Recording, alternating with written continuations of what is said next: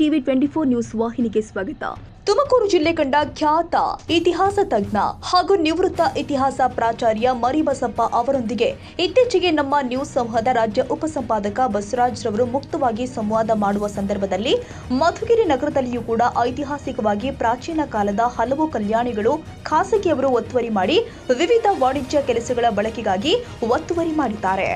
ಇವುಗಳನ್ನ ಮತ್ತೆ ಪುನರುತ್ಥಾನಗೊಳಿಸಿ ಅವುಗಳನ್ನ ಸಂರಕ್ಷಣೆ ಮಾಡಬೇಕಾಗಿದೆ. ಆದ್ದರಿಂದ ಅದರ ಪರ ನಿಲ್ಲುವ ಬದ್ಧತೆಯ ಹೋರಾಟಗಳು ಅವಶ್ಯಕತೆಗಳು ಇವೆ ಎಂದು ಹೇಳಿದ್ದಾರೆ.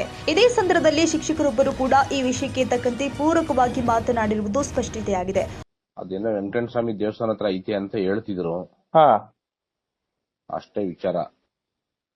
ಲೋಕಲ್ ಅಲ್ಲಿ ಅದೇನೋ ಅಲ್ಲಿರೋ ಜನ ಯಾರೋ ಒಂದಷ್ಟು ಜನ ಅದನ್ನ ಫೈಟ್ ಮಾಡ್ತಾವ್ರಂತೆ, ಕೋರ್ಟ್ಗೆಲ್ಲ ಹಾಕವ್ರಂತೆ. ಅಲ್ಲೇನೋ ಬ್ರಾಹ್ಮಣ ವರ್ಗ ಒಂದು ಅದನ್ನ ಮುಚ್ಚಿಸ್ಬಿಟ್ಟು ಅಲ್ಲೊಂದೇನೋ ದೇವಸ್ಥಾನ ಕಟ್ಟಿಸ್ಕೋಬೇಕು ಅಂತೇನೋ ಮಾಡವ್ರಂತೆ. ಅದನ್ನ ಮುಚ್ಚಾಕವ್ರೆ ಅಂತ ಹೇಳ್ತಿದ್ರು ಅಲ್ಲಿ ಲೋಕಲ್ ಅಲ್ಲಿ. ಇನ್ನೊಂದೆಲ್ಲ ಐತಣ್ಣ, ಇನ್ನೊಂದೆಲ್ಲೋ ಪೆಟ್ರೋಲ್ ಬಂಕ್ ಹತ್ರ ಇನ್ನೊಂದೈತಂತಲ್ಲ.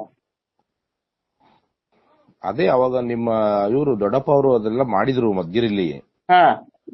ಅವ್ರಿಗೂ ಚೆನ್ನಾಗ್ ಗೊತ್ತದ, ಆರ್ಟಿಕಲ್ ಎಲ್ಲ ಬರ್ದಿದ್ರು. ನೋಡು, ವಿಚಾರಿಸಿ ನೋಡು, ಆರ್ಟಿಕಲ್ ಸಿಗುತ್ತೆ ಅನ್ಸುತ್ತೆ. ಅಲ್ಲ ಅವ್ರದ್ದು ಅಭಿಪ್ರಾಯ ತಗೋತೀನಿ. ಈಗ ನಾನು ಪ್ರಗತಿಪರದ್ದು ನಾನು ಸ್ವಲ್ಪ ಇದ್ ಮಾಡ್ತಾ ಇದ್ದೀನಿ, ಅದ್ರ ಬಗ್ಗೆ ಸ್ವಲ್ಪ ಡೀಟೇಲ್ಸ್ ಬರ್ಕತಾ ಇದ್ದೀನಿ. ಕಂಪ್ಲೀಟ್ ಅವರು ಸಂಶೋಧನೆ ಮಾಡಿ ಡಿಪಾರ್ಟ್ಮೆಂಟ್ ಗೆ ಅವ್ರಿಗೆ ರೆಕಾರ್ಡ್ ಸಬ್ಮಿಟ್ ಮಾಡೋರು ಅವರು, ಆರ್ಕಿಯಾಲಜಿ ಡಿಪಾರ್ಟ್ಮೆಂಟ್ ಗೆ. ಮದ್ಗಿರಿಲಿ ಏನೇನ್ ಮಾಡಿದ್ರು ಅಂತ ಅವಾಗ ಅದೆಲ್ಲ ದೊಡ್ಡ ಹೋರಾಟನೇ ಆಗೋಗೈತೆ, ಗಲಾಟೆಗಳೆಲ್ಲ ಆಗೋಗೈತೆ. ಅವ್ರನ್ನ ಕೇಳಿದ್ರೆ ಕಂಪ್ಲೀಟ್ ಮದ್ಗಿರಿದ ಎಲ್ಲ ಕಂಪ್ಲೀಟ್. ಅಲ್ಲ, ನಿಮ್ಗೆ ಗೊತ್ತಿದ್ದಂಗೆ ನಿಮ್ಗೆ ಇನ್ನ ಎಲ್ಲೆಲ್ಲ ಇದೆ ಅಂತ ಉದಿಗೆ ಭೂಗತ ಆಗಿರ್ತಕ್ಕಂತ ಈ ರೀತಿ ಕಲ್ಯಾಣಿ ಸ್ಮಾರಕಗಳು ಏನಾರು ಇರೋ ನಿಮಗ್ ಗೊತ್ತಿದ್ದಂಗೆ? ಇಲ್ಲ, ನನ್ಗೆ ಅಷ್ಟೊಂದು ಐಡಿಯಾ ಇಲ್ಲ. ನಾನು ಇಲ್ಲೇ ಹುಟ್ಟು ಇಲ್ಲೇ ಬೆಳೆದಿರೋನಲ್ಲ. ಒಟ್ನಲ್ಲಿ ಇಲ್ಲೊಂದ್ 30 ವರ್ಷದಿಂದ ಇದೀನಿ ಅಷ್ಟೇ. ಅವ್ರಿಗೆಲ್ಲ ಚೆನ್ನಾಗ್ ಗೊತ್ತು ನೋಡು, ಅವರೆಲ್ಲ ಲೋಕಲ್ ಅಲ್ವಾ ನಿಮ್ಮ ಇವರೆಲ್ಲರೂ. ಪಕ್ಕ ಅವಾಗ ಚೆನ್ನಾಗ್ ಗೊತ್ತು ನೋಡು. ಅವಾಗ AC ಅವ್ರಿಗೆಲ್ಲ ಸಬ್ಮಿಟ್ ಮಾಡಿದ್ರು ಅವಾಗ. ಅವ್ರು ಏನೋ ಎಲ್ಲ ಎಲ್ಲೆಲ್ಲಿ ಏನೇನಾಗವೆ ಅವೆಲ್ಲ ತಗ್ಸಕ್ಕೆ ಎಲ್ಲ ಪರ್ಮಿಷನ್ ಕೊಟ್ಟಿದ್ರಂತೆ. ಬಟ್ ಅದು ವೆಂಕಟೇಶ್ವರ ಸ್ವಾಮಿದು ಸ್ವಲ್ಪ ಗೊತ್ತಿದೆ ಡೀಟೇಲ್ಸ್ ನಿಮ್ಗೆ? ನನ್ಗ ಇಲ್ಲ, ಮೊನ್ನೆ ಪೇಪರ್ ಅಲ್ಲಿ ನೋಡಿದ್ದೆ ನಾನು. ಅಷ್ಟ್ ಬಿಟ್ರೆ ನನ್ಗೆ ಅದ್ರ ಬಗ್ಗೆ ಫುಲ್ ಡೀಟೇಲ್ ಆಗಿ ನಂಗೇನ್ ಗೊತ್ತಿಲ್ಲ. ಫಾರ್ವರ್ಡ್ ಹಾಕಿದ್ರಿ, ಅದಕ್ಕೋಸ್ಕರ ನಾನು. ಅದೇ ಅಲ್ಲಿ ಯಾರು ಗೊತ್ತಿರೋರು ಅದ್ರ ಬಗ್ಗೆ ಇದ್ ಮಾಡ್ಲಿ, ಲೋಕಲ್ ನ್ಯೂಸ್ ಅಲ್ವಾ ಅಂತ. ಒಟ್ಟಾರೆ ಉದ್ಗಿರೋ ನಿಜ ಅಲ್ಲ ಅಲ್ಲೇ ಅಲ್ಲ? ಇದೆಯಂತೆ. ಇದೆಯಂತ? Okay okay okay. ಈಗ ಯಾರು ಅದಕ್ಕೆ ಇದ್ ಮಾಡ್ತಾ ಇರೋದು? ಯಾರೋ ಅಲ್ಲಿ ಅದೇ ಏರಿಯಾದಲ್ಲಿ ಇರೋ ಲೋಕಲ್ ಜನಗಳು ಯಾರೋ ಫೈಟ್ ಮಾಡ್ತಾವ್ರಿ ಅಂತ. ಏನೋ ಮತ್ತೆ ಅದನ್ನ ಪುನರುತ್ಥಾನ ಮಾಡ್ಬೇಕು ಅಂತ. ಸರಿ ಅಣ್ಣ, ಓಕೆ ಓಕೆ ಓಕೆ ಓಕೆ. ತಪ್ಪಾಗಲಾರದು. ಈಗ ಮರಿಬಸಪ್ಪನವರು ಅಂದ್ರೆ ಮೂಲತಃ ಇತಿಹಾಸ ಪ್ರಾಚಾರ್ಯರು. ಸಾಕಷ್ಟು ಒಂದ್ ರೀತಿ ದೇಶದಲ್ಲಿ ಮತ್ತೆ ವಿಶೇಷವಾಗಿ ನಮ್ಮ ರಾಜ್ಯದಲ್ಲಿ ಪ್ರಾಚ್ಯ ವಸ್ತು ಇಲಾಖೆ ಮತ್ತೆ ಪುರಾತತ್ವ ಇಲಾಖೆಗೆ ಸಂಬಂಧಿಸಿದಂತೆ ಎಲ್ಲ ಒಂದ್ ಕಡೆ ಜಿಲ್ಲಾ ಮಟ್ಟದಲ್ಲಿ ಇರ್ತಕ್ಕಂತ ಸಾಕಷ್ಟು ಒಂದ್ ರೀತಿ ದೇವಾಲಯಗಳು ಮತ್ತೆ ಸ್ಮಾರಕಗಳು ಅಭಿವೃದ್ಧಿ ಆಗಿದ್ದಾವೆ, ಸ್ವಲ್ಪ ಪ್ರಶಸ್ತಿಗಿದ್ದಾವೆ. ಆದರೆ ಎಲ್ಲ ಒಂದ್ ಕಡೆ ಸಾಕಷ್ಟು ಸ್ಮಾರಕಗಳು ಇವತ್ತು ಸಹ ಶಿಥಿಲ ಆಗಿದ್ದಾವೆ, ನಿಧಿಗಳರ ಆಸೆಗೆ ತುತ್ತಾಗಿದ್ದಾವೆ, ಮತ್ತೆ ಸ್ಮಾರಕಗಳು ನಶಿಸಿ ಹೋಗ್ತವೆ. ಇಂತಹ ಸಂದರ್ಭದಲ್ಲಿ ತಾವು ಇತಿಹಾಸ ತಜ್ಞರು ಯಾಕೆ ಒಂದ್ ರೀತಿ ಪ್ರಾಚ್ಯ ವಸ್ತು ಇಲಾಖೆ ಪುರಾತತ್ವ ಇಲಾಖೆ ಆ ಒಂದು ತಳಮಟ್ಟದ ಪ್ರತಿಯೊಂದು ಗ್ರಾಮೀಣ ಮಟ್ಟದ ಇತಿಹಾಸದ ಗತವೈಭವವನ್ನು ಹೇಳ್ತಕ್ಕಂತ ಸ್ಮಾರಕಗಳ ರಕ್ಷಣೆಗಳನ್ನು ಮಾಡೋದಕ್ಕೆ ಯಾಕೆ ವಿಫಲ ಆಗಿದೆ? ಬಹುಶಃ ವ್ಯವಸ್ಥೆಯಲ್ಲಿನ ಲೋಪಗಳಿರ್ಬೋದು, ಅನುದಾನದ ಕೊರತೆ ಇರ್ಬೋದು, ಅಥವಾ ಮಾಡಬೇಕು ಎಂಬ ಛಲವುಳ್ಳ ಅಧಿಕಾರಿಗಳ ಬೌದ್ಧಿಕ ಕೊರತೆ ಇರ್ಬೋದು. ಈಗ ಉದಾಹರಣೆಗೆ AC ಉಮಾ ಮಹಾದೇವನ್ ಅಂತ ಇದ್ರು ಮಧುಗಿರಿ ತಾಲೂಕಿನಲ್ಲಿ. ಅವರು ಈಗ ಕಂದಾಯ ಇಲಾಖೆ ಪ್ರಧಾನ ಕಾರ್ಯದರ್ಶಿ ಆಗಿದ್ದಾರೆ. ಅವರು ಅಸಿಸ್ಟೆಂಟ್ ಕಮಿಷನರ್ ಆಗಿದ್ದಾಗ ಭೂಗತದಲ್ಲಿ ಭೂಮಿಯಲ್ಲಿ ಒಳಗಡೆ ಉದಿಗೆ ಹೋದ ಅನೇಕ ಕಲ್ಯಾಣಿಗಳನ್ನ ಹೊರಗಡೆ ತಂದ್ರು. ಎಲ್ಲಿ? ಮಧುಗಿರಿ ಹೆಡ್ ಕ್ವಾರ್ಟರ್ ನಲ್ಲಿ. ಅದ್ರಲ್ಲಿ ನಾನು ಕನ್ನಡ ಸಾಹಿತ್ಯ ಪರಿಷತ್ತಿನ ಅಧ್ಯಕ್ಷನಾಗಿದ್ದೆ. ಅವ್ರಿಗೆ ಕನ್ನಡ ಅಷ್ಟಾಗಿ ಸ್ಪಷ್ಟವಾಗಿ ಮಾತಾಡಕ್ ಬರ್ತಿಲ್ಲ. ಮಾತಾಡೋದು ಮತ್ತು ಸಂಭಾಷಣೆಯನ್ನ ಕಲಿಸಕ್ಕೆ ಅವ್ರ ಮನೆಗೆ ಹೋಗ್ತಾ ಇದ್ದೆ ನಾನು, ಅಸಿಸ್ಟೆಂಟ್ ಕಮಿಷನರ್ ಮನೆ. ಆಗ ಅವ್ರಿಗೆ ಗಮನಕ್ಕೆ ತಂದ್ವಿ, ಈ ರೀತಿ ಇತಿಹಾಸದ ಕಾಲಗರ್ಭದಲ್ಲಿ ಉದುಗಿ ಹೋದಂತ ಅನೇಕ ಐತಿಹಾಸಿಕ ಸ್ಮಾರಕಗಳು ಭೂಮಿಯಲ್ಲಿ ಅಡಗಿದಾವೆ, ಅವನ್ನು ತೆಗೆಯುವ ಕಾರ್ಯ ನೀವು ಕೈಗೆತ್ಕೊಳ್ಳಿ ಅಂತ ಹೇಳ್ಬಿಟ್ಟು ಪ್ರಜಾಪ್ರಗತಿಯಲ್ಲಿ ಒಂದು ಲೇಖನವನ್ನು ಬಾರದೆ. ಕಲ್ಯಾಣಿಗಳ ಕರ್ಮ ಕಥೆ ಅಂತ. ಅದು ಬಿತ್ತರ ಆಯ್ತು. ನಮ್ಮ ಪ್ರಜಾಪ್ರಗತಿ ನಾಗಣ್ಣವರು ಬಹುಶಃ ನಾವು ಇವತ್ತು ಈ ಮಟ್ಟಕ್ಕೆ ಬೆಳೆಯೋದಕ್ಕೆ ಅವರು ಒಬ್ರು ಕಾರಣಕರ್ತರು. ಅವ್ರಿಗೆ ನಾವು ಧನ್ಯವಾದಗಳನ್ನ ಅರ್ಪಿಸ್ಬೇಕು. ಮಧುಗಿರಿ ಇತಿಹಾಸ ಬೆಳಕಿಗೆ ಬರೋದಕ್ಕೂ ನಮ್ಮ ನಾಗಣ್ಣವರೇ ಕಾರಣ. ಯಾಕೆಂದ್ರೆ ಅವ್ರ ಪತ್ರಿಕೆಗಳಲ್ಲಿ ವೈಡ್ ಪ್ರಚಾರ ನೀಡಿದ್ರು, ಪಬ್ಲಿಸಿಟಿ ಕೊಟ್ರು, ಪ್ರೋತ್ಸಾಹ ಕೊಟ್ರು, ಬೆಂಬಲ ಕೊಟ್ರು. ಅದರಿಂದ ಅಲ್ಲಿ ಅಸಹ್ಯನ ಕಲ್ಯಾಣಿ, ಜನ್ನಯ್ಯನ ಕಲ್ಯಾಣಿ ಅಂತ ಇದಾವೆ. ಅವೆರಡು ಈಗ ಕಾಣ್ತವೆ. ಸುತ್ತಲೂ ಅಚ್ಚುಕಟ್ಟು ಮಾಡಿ ಎಲ್ಲವನ್ನು ಹೂಳೆತ್ಸಿ ಮುಚ್ಚಿ ಹೋಗಿದ್ದಂತ ಕಲ್ಯಾಣಿಗಳನ್ನ ಹೊರಗಡೆ ತೆಗೆದಂತ ಕೀರ್ತಿ AC ಉಮಾಮಹಾದೇವನ್ ಮತ್ತು ಅಲ್ಲಿನ ಕನ್ನಡ ಸಾಹಿತ್ಯ ಪರಿಷತ್ತು ಮತ್ತು ಕಲಾರಂಗ ಇವುಗಳಿಗೆ ಸೇರ್ಬೇಕು. ಬಹುಶಃ ಅವರೆಲ್ಲರೂ ಬೆಂಬಲವಾಗಿ ನಿಂತ್ಕೊಂಡ್ರು. ಆದ್ರೆ ನಾನು ಪರಿಷತ್ತಿನ ಅಧ್ಯಕ್ಷನಾಗಿ ಪೂರ್ಣ ಪ್ರಮಾಣವಾಗಿ ಹೋರಾಟ ಮಾಡಿ ಅನೇಕ ಸ್ಮಾರಕಗಳನ್ನು ಹೊರಗಡೆ ತಂದ್ವಿ. ಅಷ್ಟೇ ವಿರೋಧ ಕಟ್ಕೊಂಡ್ರಿ ಅವಾಗ? ವಿರೋಧ ಸಹಜ. ಅಧಿಕಾರ ಇತ್ತು, ಕೆಲಸ ಕಾರ್ಯ ಮಾಡ್ಬೇಕಾದಾಗ ನಮ್ಮ ಮುನ್ನುಗ್ಗುವಿಕೆಯನ್ನು ವಿರೋಧಿಸೋರು ಇರ್ತಾರೆ, ಅಥವಾ ನಮ್ಮ ನಿರ್ದಿಷ್ಟವಾದಂತಹ ಸ್ಪಷ್ಟ ನೇರ ನಿರ್ಧಾರಗಳು ವಿರೋಧ ಆಗ್ತವೆ. ಅದು ಸಹಜ ಅಲ್ಲ.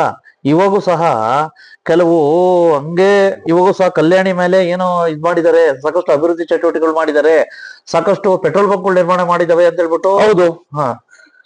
ಮಧುಗಿರಿಯಲ್ಲಿ ಇದು ಸರ್ಕಲ್ ಇದೆಯಲ್ಲ, ಆ ಡೂಮ್ಲೇಡ್ ಸರ್ಕಲ್ ಅಂತ ಕೆಳಗಡೆಗೆ ಬರ್ತಾ ಅಲ್ಲಿ ಒಂದು ಪೆಟ್ರೋಲ್ ಬ್ಯಾಂಕ್ ಐತಲ್ಲ, ಅದ್ರ ಈಗಲೂ ಸಿಗುತ್ತೆ. ಆ ಕಲ್ಯಾಣಿ ಮೇಲೆ ಇದ್ ಮಾಡ್ಬಿಟ್ಟು ಆ ಒಂದು ಪೆಟ್ರೋಲ್ ಬ್ಯಾಂಕ್ ವಿಚಾರಕ್ಕೆ ಟ್ರಾನ್ಸ್ಫರ್ ಆಗಿ ಹೋಗಿದ್ದು.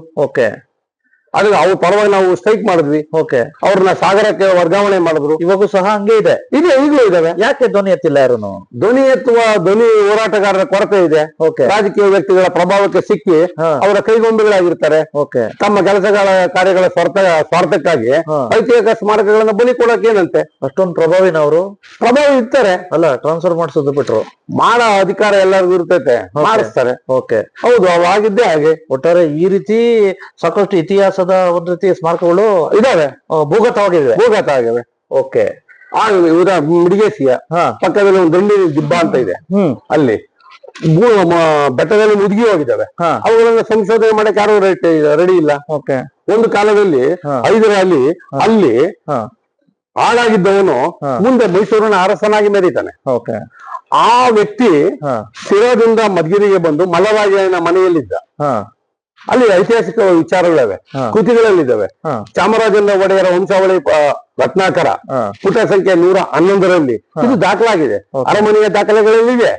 ಅಂತ ವ್ಯಕ್ತಿ ಹುಟ್ಟಿ ಬೆಳೆದಂತ ಪ್ರದೇಶ ಅದು. ಅದೇ ಒಂದು ಭೋಗ್ಯದ ಭೂಮಿಯನ್ನಾಗಿ ನಮ್ಮ ಟಿಪ್ಪು ಸುಲ್ತಾನ ಮಾಡ್ಕಂತಾನೆ.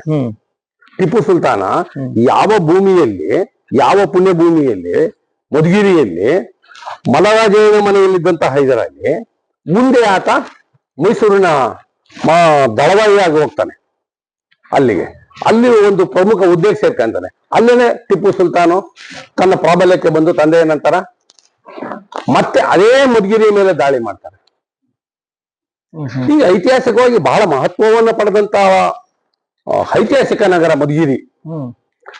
ಅದು ಐತಿಹಾಸಿಕವಾಗಿ ಬೆಳೆಯಲೇ ಇಲ್ಲ. ಸಾಕಷ್ಟು ಸ್ಮಾರಕ ಇವಾಗ ಭೂಗತ ಆಗಿದ್ದಾವೆ, ಮುಚ್ಚೋಗಿದ್ದಾವೆ.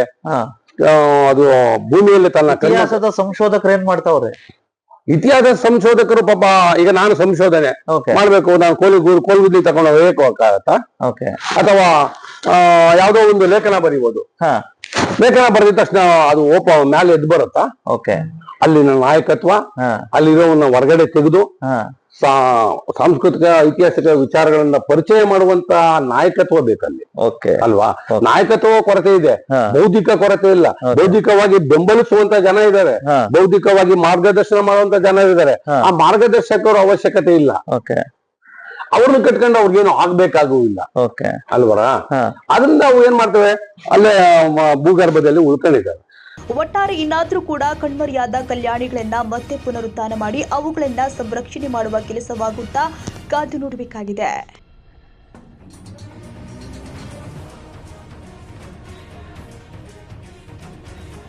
ಕನ್ನಡಿಗರ ಮೆಚ್ಚಿನ ನಿಮ್ಮ ಟಿವಿ 24 ಕನ್ನಡ ನ್ಯೂಸ್ ವಾಹಿನಿ ಇದೀಗ ಟಿವಿಯಲ್ಲಿ ಲಭ್ಯ. ಕರ್ನಾಟಕ ಮತ್ತು ದೇಶ ವಿದೇಶದ 360 ಡಿಗ್ರಿ ಸುದ್ದಿ ಹಾಗೂ ಉತ್ತರ ಕರ್ನಾಟಕ, ಬೆಳಗಾವಿ, ಬಾಗಲಕೋಟೆ, ಧಾರವಾಡ, ಹಾವೇರಿ, ಗದಗ, ಬಿಜಾಪುರ ಜಿಲ್ಲೆಯ ಕ್ಷಣ ಕ್ಷಣದ ವಿವರವನ್ನ ಪಡೆಯುವುದಕ್ಕೆ ಟಿವಿ 24 ಕನ್ನಡ ನ್ಯೂಸ್ ವಾಹಿನಿಯನ್ನ ಲೈಕ್ ಮಾಡಿ, ವಿಡಿಯೋಗಳನ್ನ ಶೇರ್ ಮಾಡಿ, ಕಮೆಂಟ್ ಮಾಡುವ ಮೂಲಕ ನಮ್ಮ ವಾಹಿನಿಗೆ ಸಹಕಾರ ನೀಡಿ ಮತ್ತು ಚಾನೆಲ್ ಅನ್ನ ಸಬ್ಸ್ಕ್ರೈಬ್ ಮಾಡಿ. Thank you.